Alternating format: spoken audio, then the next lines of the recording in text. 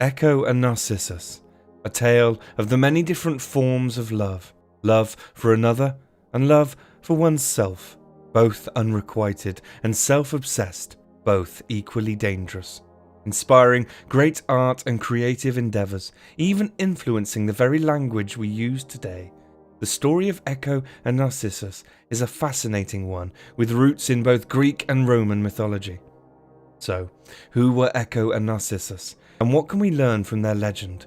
Let's find out together right now. Echo was a mountain nymph from Cytherion in Boeotia. Her parents are unclear, but she was educated in music by the younger muses. Beautiful in her own right, Echo was chased by both the gods Apollo and Pan, but she shunned their advances. Although Zeus himself did not chase after Echo romantically, he made good use of the mountain nymph in other ways. Not known for his fidelity, Zeus enlisted the help of Echo in covering up his affairs and keeping his wife Hera in the dark. Whilst Zeus would have his way with other nymphs, Echo would talk for hours with Hera, distracting the goddess from Zeus's indiscretions. Hera eventually discovered the role Echo was playing in enabling her husband's affairs, and so she cursed Echo to never be able to speak her own mind. Echo was from that moment forward only able to repeat the last words spoken by others. Narcissus was a handsome young man from the city of Thespiae in Boeotia, and was generally considered to be the son of Cephissus and the Oceanid Liriope, although occasionally Narcissus was named as the son of Endymion and Selene. When still a child, the blind seer Tiresias made a prophecy that Narcissus would lead a long life, only providing he did not discover himself, the meaning of which could be interpreted in several ways. It might be translated to mean that Narcissus should not look upon himself, which, as we will learn shortly, was actually pretty good advice, but equally it may be taken to mean that Narcissus had to remain humble. Narcissus would grow up to be amongst the most beautiful of all mortals, with a magnificence on par with that of even Adonis. Narcissus would become a deer hunter, and his beauty brought forth many admirers, both male and female, mortal and immortal. Before long, our two characters were destined to meet, and it would not be a positive development for either of them. One day, whilst wandering through the woods, Echo spied a young man out hunting deer with his companions, Narcissus. Such was his beauty that she immediately fell in love with him and, infatuated, followed him quietly. The more she looked at the young man, the more she longed for him. Though she wished with all her heart to call out to Narcissus, the curse of Hera prevented her. During the hunt, Narcissus became separated from his companions and called out, "Is anyone there?" He immediately heard the voice of Echo repeat the words back to him from the woods. Startled, Narcissus answered the voice, "Come here," only to hear his words repeated once more. When Narcissus saw that nobody had emerged from the glade, he concluded that the owner of the voice must be running away from him, and called out again. Finally, he shouted, "This way, we must come together." Taking this to be a reciprocation of her love, Echo concurred ecstatically. "We must come together." In her delight, Echo rushed to Narcissus, ready to throw her arms around her beloved. Narcissus, however, upon seeing the origin of the voice, was appalled and spurned her, exclaiming, "Hands off! May I die before you enjoy my body." All Echo could whisper in reply was, "Enjoy my body."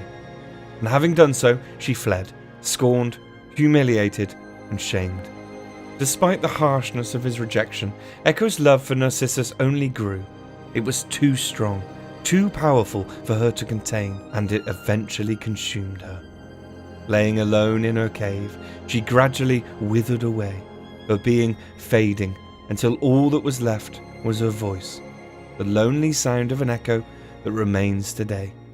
Echo was just one of a number of spurned lovers, for a tale is also told about the rejection of Aeneas, a fragile youth who had also fallen in love with Narcissus and was also spurned. Aeneas would take the rejection as badly as it could be taken, and the youth would commit suicide in the doorway of Narcissus's home, killing himself with a sword that had been given to him by Narcissus.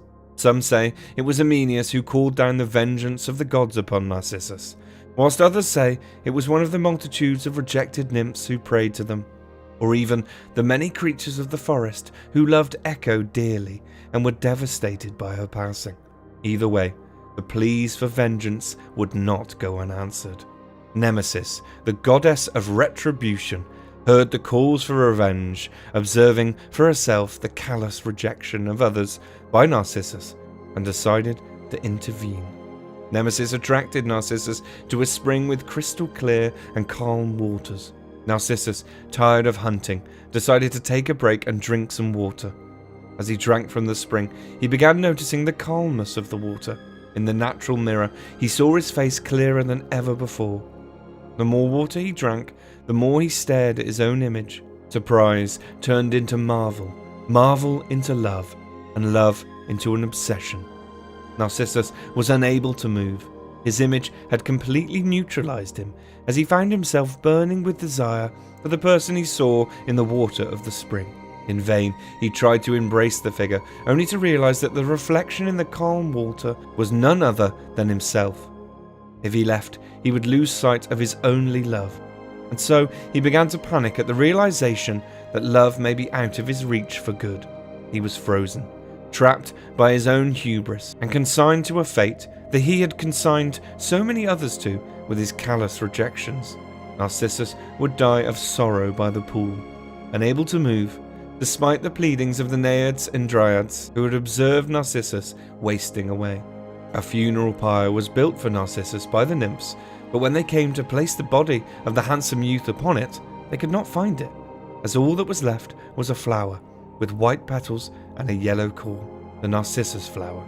An alternative version of the death of Narcissus tells of him recognizing the unrequited love that he had for his own reflection, and suddenly, brutally aware of the pain and suffering that he had caused to so many, Narcissus falls upon his own sword, just as Arminius had done. Some suggest that, even now in the underworld, Narcissus still looks at his reflection in the waters of Hades. An ultimately tragic story, then, in which both Echo and Narcissus choose death, or rather, nothingness, after being seriously heartbroken. However, whilst Echo lost the will to live after being turned down by someone she loved, Narcissus chose to abandon life after realizing that he was unable to love anyone other than himself.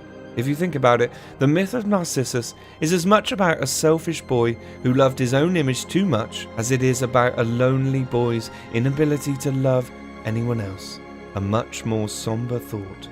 Above all, the transformation stories of both Echo and Narcissus could be interpreted as a warning that the line between love and obsession is often much smaller than we think. Hey guys, thanks for watching. If you enjoyed the video, don't forget to hit that subscribe button for more great stories. Cheers.